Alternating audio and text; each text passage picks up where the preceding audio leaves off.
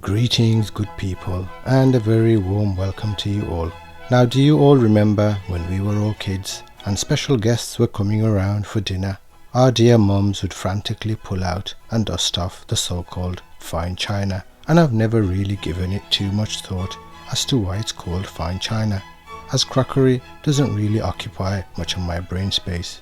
But when Halcyon sent me these watches to review with porcelain dials, I started my research journey on the topic and realized that porcelain was actually invented in China, hence why we in the West still refer to porcelain as fine china. So if porcelain was invented in China around 2000 years ago, then I'm guessing that they must know a thing or two about this most beautiful of materials. And although I'm no expert on tableware, I should certainly have some knowledge about this material from my exposure to porcelain dials in the watch industry, right?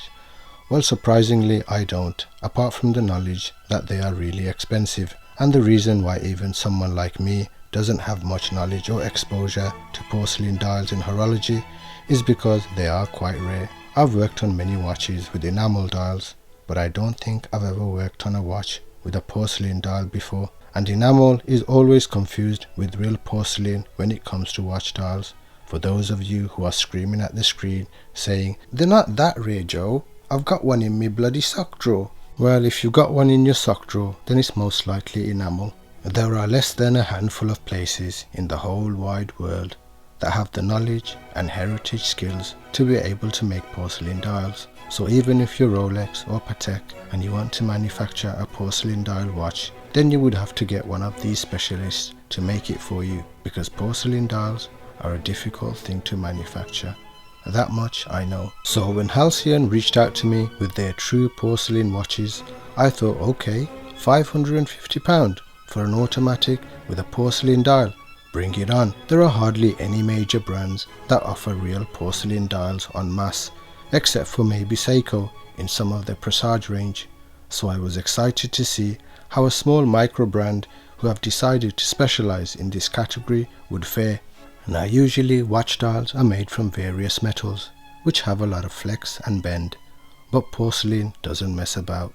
There's no flexing or bending, and hence there is no room for any sort of error. Due to these and many other factors, 99% of porcelain dials never make it out of the incubator, which is why they are costly to manufacture and rare on watches. When I spoke to one of the experts at Halcyon and bombarded him with questions about porcelain dials, he told me that out of all the porcelain dials they make, only 5% survive the initial manufacturing process, and then when holes and things need to be drilled, less than 1% actually make it as finished dials for watches. Halcyon were even kind enough to send me one of the rejects to try and satisfy my curiosity, and you can see some of the minor defects during firing which have caused this dial to fail in its audition of becoming a star. For a dial's whole purpose in life is to be stared at. It's what it lives for, but sadly this one didn't make it. Maybe I'll use it one day in one of my projects and help it fulfill its dreams. But honestly, you have to really see a porcelain dial up close to see whether it stirs anything within you. But for me, every time I let the light pass over this thing, a warm rumble starts to journey up from the base of my stomach all the way to my chest, and I'm pretty sure that's not indigestion. You see, on a regular painted dial or even the coachwork on automobiles, we add layers of lacquer to give us this gleamy, oily look, but porcelain does that naturally. It is what porcelain does, which is why it's so captivating to look at. Anyway, I could go on about porcelain for hours, because after a few hours of research, I am now an expert on all things crockery and porcelain. But let's talk about the watch itself. Halcyon have previously tried to send me their watches back in 2023, but the previous offerings had painted dragons and all sorts on the dial with sterling silver cases, and due to the labour of hand painting and the cost of silver, the price of the watches were eye-watering, so I wasn't really feeling it then. But in this latest offering, known as the Journey, they have kept it simple, and in my humble opinion, if you're trying to showcase a porcelain dial and its captivating beauty, then the case or the strap or anything else on the dial should not try to take center stage or be a distraction, and that's just my opinion, and not any sort of official mantra. On these latest versions, there are only black indices and a little branding, and that's it. Proper blued steel hands always look special on a watch, and these ones are really nice and complement that overall classical look of the watch. But even that to me can be more simplified with just a set of black painted hands, taking less focus away from the dial. It's a bit like trying to admire the glory of a full moon on a still clear night, but then E.T. flies across it on his bike. You can choose whether to have the classic Roman numerals on your dial or the Shujo hour markers, and instead of sterling silver, the case is now stainless steel, making the prices more affordable and making the overall experience of owning a porcelain dial watch a little bit more sweeter. They also offer us a choice of engines, so you could have a 24 joule automatic Citizen Miyota 9039 for around £550, or you can have a Swiss Solita SW200 movement for around £700, which I think is really cool. I think the initial idea was to send me both dial variations and both movement variations, but for some reason I ended up with both watches having the 9039. I mean, I'm not disappointed, well, maybe a little bit, because it would have been nice to show you both movements. However, this 9039 doesn't look like a stock movement, and it looks like it's had a little tune up with some nice detailing and actual Côte de Genève, which is a little strange to see on a Japanese movement, and not to be confused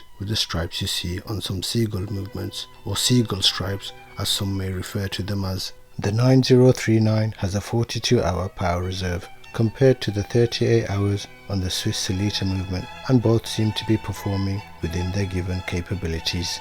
The case design tries to provide as much real estate to the dial as possible with a narrow-ish bezel. Again, the idea being, why would you want to cover a beautiful porcelain dial with a lot of case and bezel? You want that dial to be the star of the show and be seen from every angle, and I think they've achieved that with this case design. It's simple and not really part of the conversation. The case is 40mm wide and around 12mm thick, with a mirrored polish and without any unnecessary accents or contrasting brush parts, so no distractions. The only thing I noticed was a little step on the bezel, which again from an aesthetic point of view in relation to this dial is not necessary, but I think it may have been a necessity in order to provide a bit of meat around the bezel to cover the edges of the dial. The dial is protected with a piece of domed sapphire, which encourages the light to come and play with this beautiful milky porcelain. The strap is a simple calf leather strap in black with black stitching and has a bit of padding towards the lugs, then becomes more slim towards the end. It's soft and supple and is a real basic design, and I'm totally okay with that due to my earlier points about distraction. It has a mirrored buckle, and I'm trying to think which other brand has a buckle similar to this. I'm sure I've seen it somewhere before. But Halcyon do offer other options such as alligator at an extra cost. If you'd like to check them out, I'll leave all the links in the descriptions. Now, I've been dressing up all week for these watches, and for those dress occasions, these watches have accompanied me really well, and I would love to keep a porcelain dial watch in my collection, but I'm offering these for sale at a discounted price to raise some money for charity. So if you're interested, please send me an email. Anyway, I hope you guys liked this video and found this topic interesting. Please let me know all your sarky, funny and sometimes heartwarming thoughts in the comments. What do you guys think of this type of material and the process and headache of making it? I mean, we are always discussing and being critical of robots mass producing things and taking all our jobs, and I think China gets the brunt of that criticism, even though we all like to partake in the cheap fruits of its labor. So with creations such as handcrafted porcelain dials and the need for experienced artisans to create them, we can say, in your face robots, we will not go quietly into the night, you will not replace us. I don't know where I'm going with this, but I was looking for something interesting to write to finish this video, but thankfully Halcyon have made my life easier with this beautiful passage. Porcelain, though born from humble clay, undergoes a remarkable transformation through the intense trials of fire, emerging with a unique, pure brilliance that is both resilient and enduring. This is akin to a refined gentleman. regardless of humble origins. One is shaped and polished through countless trials, cultivating integrity and self-discipline while radiating warmth and positively influencing those around them. And with that, my friends, I'll bid you farewell. Until next time, Trot!